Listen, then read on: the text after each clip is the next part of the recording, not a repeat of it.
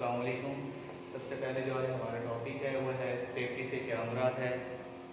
जैसे कि आपको पता है कि सेफ्टी का मतलब जो है बचाव के लिए, सेफ्टी का जो मीनिंग है वो है बचाव। लफ्ज़ बचाव जो इस्तेमाल किया जा रहा है इसका मीनिंग है कि अपने आप की हिफाजत करना।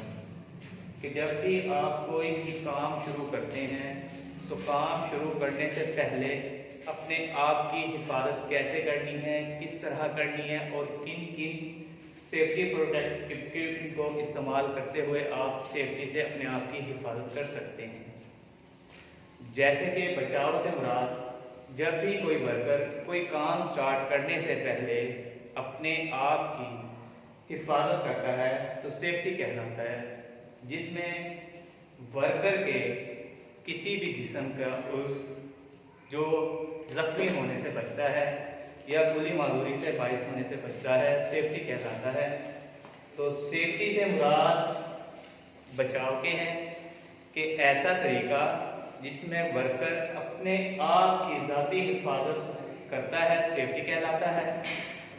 सेफ्टी की अहमियत टॉपिक हमारे पास दो। सेफ्टी की अहमियत से क्या मुराद है? दुनिया में हर साल लाखों की तादाद में जो है वर्कर इंजर्ड होते हैं, जिसका अंदाज़ा तकरीबन जो है एक वर्कर का अंदाज़ा जो है अमेरिका की वर्क सोसाइटी ने जो लगाया है वो $1800 सालाना अदा करना पड़ते हैं, जिसमें वर्कर के ज़्यादा वक्त और जो है कंपनी को जो नुकसान होता है वो अलहदा है। उसका तमाम तखमीना जो लगाया जाता है उसके मुताबिक जो है हमारे पास एक वर्कर जो है सालाना जो है $1800 पे करना पड़ता है कंपनी को। जैसे कि हमारे पास एक वर्कर काम कर रहा है, काम करने के दौरान अगर उसका हाथ इंजर्ड हो गया है तो इंजर्ड होने के बाद उसमें सही होने तक कितना वक्त लगेगा, उसमें जो है कंपनी का नुकसान है, हॉस्पिटलाइज जो है वो नुकसान है, उसका खर्चा जो है कंपनी को अफोर्ड करना पड़ता है। जब तक वो सही नहीं होता उसके लिए जो है दूसरे वर्कर का अरेंज करना। और उसके अलावा जो है हमारे पास इसमें जो है वर्कर की ट्रेनिंग भी आ जाती है, वर्कर की तालीम भी आ जाती है और उसको जो है सेफ्टी के रूल रेगुलेशन के मुताबिक जो है तालीम देना भी आ जाता है। उसके बाद हमारे पास आ जाता है कि हादसे से क्या मुराद है। हादसा एक ऐसा वाक़या है जो नागहानी सूरत में किसी भी टाइम रूनुमा हो सकता है, जिसमें वर्कर के जख्मी होने या जो है ना जख्मी होने का सबब बनता है।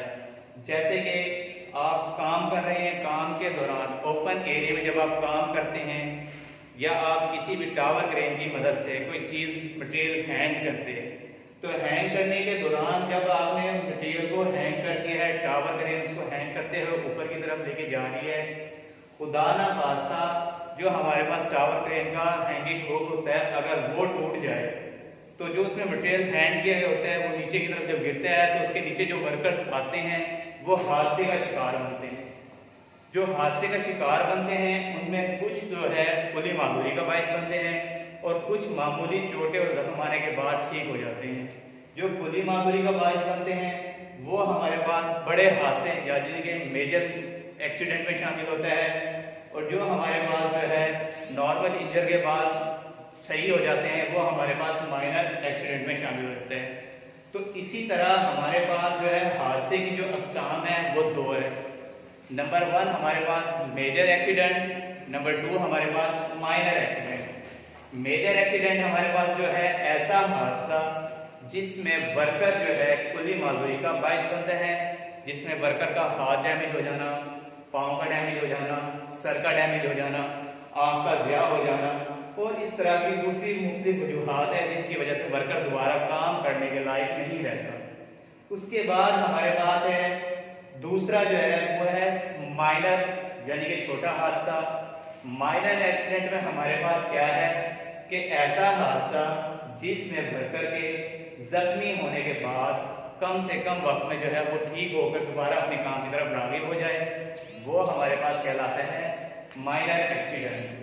जैसे कि हमारे पास काम के दौरान जब हम लकड़ी को काट रहे होते हैं तो हेक्सा की मदद से जब हम लकड़ी को काटते हैं तो जो उसके शार्प टिप होते हैं, अगर वर्कर के हाथ उन शार्प टिप पर लग जाए तो वर्कर का हाथ क्या होता है, इंजर्ड हो जाता है। इंजर्ड होने के बाद हम क्या करते हैं, उसको जो है मुकम्मल तौर पर जो है स्ट्रिप कर देते हैं। स्ट्रिप करने के बाद जो है जब वर्कर काम के लायक दोबारा हो जाता है वो अपने काम को दोबारा स्टार्ट कर देता है। नेक्स्ट हमारे पास है कि हादसे की लागत से क्या मुराद है। हादसे की लागत से मुराद ऐसा हादसा जिसमें वर्कर के जख्मी होने से लेकर और वर्कर के सही होने तक की तमाम अखराजात शामिल होते हैं, जो हमारे पास हादसे की लागत कहलाता है। मसलन कि जब कोई वर्कर इंजर्ड होता है, एक्सीडेंट होता है, ठीक है, तो उसमें जो वर्कर के जख्मी होने से लेकर सही होने तक का जो हमारे पास तखमीना लगाया जाता है वो हादसे की लागत कहलाता है। इसकी दो अक़साम है। नंबर 1 हमारे पास डायरेक्ट कास्ट, नंबर 2 हमारे पास है इनडायरेक्ट कास्ट। डायरेक्ट कास्ट में हमारे पास क्या होता है कि डायरेक्ट कास्ट हादसे की ऐसी कास्ट जिसमें वर्कर को जो है जख्मी होने से हॉस्पिटलाइज तक मुंतकिल करने के तमाम अखराजात शामिल होते हैं, जिसका अंदाजा फौरी तौर पर लगाया जा सकता है, तो वो हमारे पास कहलाता है डायरेक्ट कास्ट। और जो इनडायरेक्ट कास्ट है वो क्या है? इनडायरेक्ट कास्ट ऐसी कास्ट होती है जिसमें वर्कर के जख्मी होने से लेकर सही होने तक का अंदाजा नहीं लगाया जाता कि वर्कर्स कितने टाइम में सही होगा, कंपनी को कितना नुकसान पे करना पड़ेगा, वर्कर को कितना नुकसान पे करना पड़ेगा, वर्कर की जो फैमिली है उसको कितना नुकसान पे करना पड़ेगा। तो ये तमाम जो हादसा की एक हमारे पास लागत है, इसका अंदाजा नहीं लगाया जा सकता, इसीलिए इसको हम इनडायरेक्ट कास्ट बोलते हैं। इनडायरेक्ट कास्ट में हमारे पास जब तक वर्कर सही नहीं होता तो उसमें जो तमाम खर्चा आता है वो हमारे पास इनडायरेक्ट कास्ट आती है। उसके बाद हमारे पास जो है फ्लो प्रोडक्शन से क्या मुराद है? फ्लो प्रोडक्शन से मुराद एक ऐसा हादसा। नेक्स्ट जो हमारा टॉपिक है वो है फ्लो प्रोडक्शन से क्या मुराद है। फ्लो प्रोडक्शन एक ऐसा तरीकाकार जिसमें काम माल से लेकर बाकायदा पैदावार हासिल होने तक के तमाम मराहिल शामिल है, फ्लो प्रोडक्शन कहलाता है। मसलन कि कॉटन से कपड़ा बनना, ठीक है। सबसे पहले हम क्या करते हैं कि फ्लो प्रोडक्शन जहाँ से कोई भी काम और जब वो मुकम्मल तैयार हो जाती है प्रोडक्शन, तो उसके दरमियान के जितने भी मराहिल है वो तमाम जो शामिल है वो फ्लो प्रोडक्शन में आते हैं। मसलन कि कॉटन फैक्ट्री की एग्जांपल लेते हैं कि कॉटन फैक्ट्री हमारे पास है, उसमें हम क्या करते हैं, कॉटन को इकट्ठा करते हैं, उस कॉटन से फिर धागा बनाते हैं, धागे को मुख्तलिफ प्रोसेस से गुजारते हैं, ठीक है। गुजारने के बाद फिर उस धागे को जो है कपड़े के थान की सूरत में लेके आते हैं, तो वो तमाम तर मराहिल जो है हमारे पास जो आते हैं वो फ्लो प्रोडक्शन में शुमार होते हैं। दूसरी इसकी एग्जांपल लेते हैं हमारे पास चीनी की, ठीक है। जैसे कि हमने क्या है गन्ने की काश्त की है, गन्ने को इकट्ठा करके इंडस्ट्री के अंदर पहुंचाया, इंडस्ट्री के अंदर फिर उस गन्ने को मुख्तलिफ प्रोसेस से गुजार कर चीनी या शुगर जो हम तैयार करते हैं वो भी फ्लो प्रोडक्शन में शामिल होती है।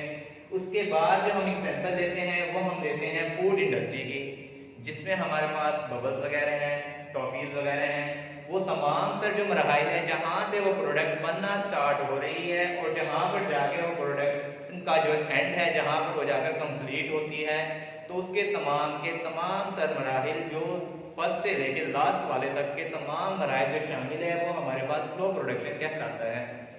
नेक्स्ट हमारे पास जो टॉपिक बनता है वो बनता है फ्लो प्रोडक्शन इंडस्ट्री में हादसात की वजूहात, कि जो फ्लो प्रोडक्शन इंडस्ट्री है उसमें जो हादसात है उसमें क्या क्या हादसात रूनुमा हो सकते हैं, किन वजूहात की बिना पर वो हादसात रूनुमा हो सकते हैं। लेट्स को सबसे पहले एग्जांपल लेते हैं कि हमारे पास सबसे पहले है इंसानी लापरवाही या इंसानी गलती, कि इंसान की अपनी गलती की वजह से क्या क्या हादसात रूनुमा हो सकते हैं। सबसे पहले जैसे कि हम देखते हैं कि इंसानी गलती में जो है सबसे पहले हमारे पास आ जाता है कि अगर कोई वर्कर लगातार काम कर रहा है, अगर उसको थकावट महसूस होती है लेकिन फिर भी उसके बाद वो लगातार काम कर रहा है, तो काम में अदम दिलचस्पी की वजह से उससे हादसात रूनुमा हो सकते हैं। उसके अलावा क्या है कि कम उम्र में अगर किसी वर्कर को या किसी भी वर्कर या मैनेजमेंट में जो ऐसे अफराद हो सकते हैं जो कि उसके मैनेजमेंट के मुताबिक ना हो, या ऐसे वर्कर जो उस काम को ना जानते हो, उनको हम उस काम मशीन पर लाकर खड़ा कर दें कि वो मशीन को ऑपरेट करें, लेकिन अगर वो कम तालीम है, कम एजुकेटेड है, तो वो मशीन को क्या है ऑपरेट नहीं कर सकते। जब वो मशीन को ऑपरेट नहीं कर सकते तो क्या है, वो मशीन को गलत ऑपरेट करेंगे, जिसकी वजह से जो है हादसा हो सकते हैं। नेक्स्ट हमारे पास आ जाता है कि नशे की सूरत में नशे के आदि वर्कर्स को इंडस्ट्री में भर्ती कर देना। ऐसे वर्कर्स जो नशा करते हैं और आकर जब वो काम की तरफ आते हैं तो क्या है, वो नशे की हालत में जब काम को सरअंजाम दे रहे होते हैं तो काम करते वक्त क्या है, कोई गलती हो सकती है जिसकी वजह से हादसा हो सकते हैं। वो भी हमारे पास इंसानी गलती की वजह से आ सकता है। दूसरा हमारे पास आ जाता है कि अदम दिलचस्पी, कि एक वर्कर को जबरदस्ती किसी काम की तरफ रागिब किया जाए जबकि वो उसमें दिलचस्पी ना रखता हो, तो उसकी वजह से भी हादसा हो सकते हैं। नेक्स्ट हमारे पास बनता है कि जो हमारे पास है माहौलियाती असर। माहौलियाती असर में हम क्या कर सकते हैं कि हमने एक मशीनरी को लाइन में लगाना है और उनके दरमियान डिस्टेंस कम है। अगर डिस्टेंस कम होगा तो जब हम वर्कर को काम करते हैं, खुदा ना खास्ता हमारे पास ऐसे पीसेस आ जाए जो साइज में बड़े हों, तो मशीन के दरमियान अगर जो है हमारे पास डिस्टेंस कम होगा तो जब हम उस बड़े पीसेस को मशीन के ऊपर फिट अप करते हैं तो वो दूसरी मशीन के साथ अटैच होता है। जब वो दूसरी मशीन के साथ अटैच होगा तो उसके साथ जो वर्कर खड़ा है, खुदा ना खास्ता जैसे ही हमने मशीन को रोटेट किया है तो उसके अंदर जो हमने अपना वर्क पीस पकड़ा हुआ था उसके रोटेट होते ही वो वर्कर को लगा, जिसकी वजह से वर्कर क्या हुआ, डैमेज हुआ या इंजर्ड हुआ। उसके बाद हमारे पास क्या है कि मशीन का गलत इस्तेमाल करना, कि ऐसी मशीनरीज जो हमने ऑपरेट करनी है उसके मुताबिक हमारे पास क्या है, नॉलेज ही ना हो। जब हमारे पास नॉलेज नहीं होगा, जैसे ही हम मशीन को ऑपरेट करने के लिए जाते हैं तो हम खुदा ना खास्ता मशीन के वो पार्ट्स को अटैच हाथ लगा देते हैं, जिसकी वजह से वो मशीन रोटेट होती है तो हमारा हाथ उस रोटेशन वाले एरिया में फंस जाता है, जिसकी वजह से हमारा हाथ क्या होता है, इंजर्ड हो जाता है। नेक्स्ट हमारे पास है इंतजामिया की गलती। इंतजामिया की गलती में सबसे पहले हमारे पास ये है कि इंतजामिया ऐसे वर्कर्स को कभी भी भर्ती ना करें जो कि कम एजुकेटेड हो, कम उम्र हो, ठीक है, तालीम कम हो और काम में दिलचस्पी ना रखते हों। अगर इंतजामिया ऐसे वर्कर को किसी सिफारिश के बेस पर भर्ती भी कर लेती है तो वो क्या होगा कि जब वो काम कर रहे होंगे तो काम के मुताबिक उन्हें नॉलेज नहीं होगा, जिसकी वजह से एक्सीडेंट रूनमा हो सकते हैं। नेक्स्ट हमारे पास आ जाता है बिहेवियर या रवैये की वजह से। बिहेवियर या रवैये की वजह से क्या है कि जब आप किसी भी इंडस्ट्री में काम कर रहे हैं तो इंडस्ट्री के जो आपके पास मैनेजमेंट है उनका बिहेव, उनका रवैया अगर वर्कर के साथ अच्छा ना हो तो वर्कर डिप्रेशन का शिकार होता है। डिप्रेशन के शिकार की वजह से हादसा हो सकते हैं। नेक्स्ट हमारे पास है इलेक्ट्रिक सिस्टम की वजह से हादसा। इलेक्ट्रिक सिस्टम की वजह से हादसा, हमने किसी भी मशीन को फिटअप करने के लिए इलेक्ट्रिक पावर की जरूरत होती है, क्योंकि मशीन जो है पावर से चलती है। तो जब हम इलेक्ट्रिक सिस्टम के जरिए मशीन को पावर दे रहे होते तो खुदा ना खास्ता ऐसे वायर जो सेंटर से डैमेज हो या टूटे हुए हों और वो हम मशीन के साथ अटैच कर दे तो क्या है, पूरी मशीन अर्थेबल हो जाएगी, जिसकी वजह से जो भी वर्कर वहां पर काम करने के लिए आता है तो वो क्या है, इलेक्ट्रिक शॉक की वजह से हादसे का शिकार हो सकता है। तो नेक्स्ट हमारे पास क्या है कि जब हम किसी भी इंडस्ट्री में काम करते हैं तो हमारे पास माहौल का असर सबसे ज्यादा होता है कि टेम्परेचर की ज्यादती की वजह से वर्कर हादसे का शिकार हो जाता है। कि जहां पर हम काम कर रहे हैं वहां पर जो है एयर सिस्टम नहीं है, एयर सिस्टम ना होने की वजह से हमारे पास क्या है कि हादसा पूर्ण हो सकते हैं, क्योंकि जब वहां पर टेम्परेचर की ज्यादती है, टेम्परेचर ज्यादा हो गया है, एयर सिस्टम नहीं है, तो वर्कर जो वहां पर काम कर रहा है उसको घबराहट महसूस होगी, जिसकी वजह से क्या है, वो हादसे का शिकार होगा। उसकी वजह से अगर हमारे पास लाइटिंग सिस्टम कम है और वर्कर वहां पर काम कर रहा है तो जब लाइटिंग का अरेंज वहां पर प्रॉपर नहीं है तो वर्कर जो वहां पर काम कर रहा है तो जो काम करते वक्त हादसा का शिकार हो सकता है, क्योंकि जब हम काम कर रहे होते हैं तो हमारे पास प्रॉपर किस्म की लाइट हो, जिसकी वजह से हम उस पीस को, उस डायमेंशंस को इजीली देख सकते हैं, मशीन के पार्ट्स को देख सकते हैं, काटने वाले हिस्से को देख सकते हैं। जब हम उसको इजीली देख सकते हैं तो हमारे पास हादसा में भी कमी हो सकती है। तो नेक्स्ट हम इंशाल्लाह पढ़ेंगे नेक्स्ट टॉपिक की कि इन हादसा को किस तरह कंट्रोल किया जा सकता है।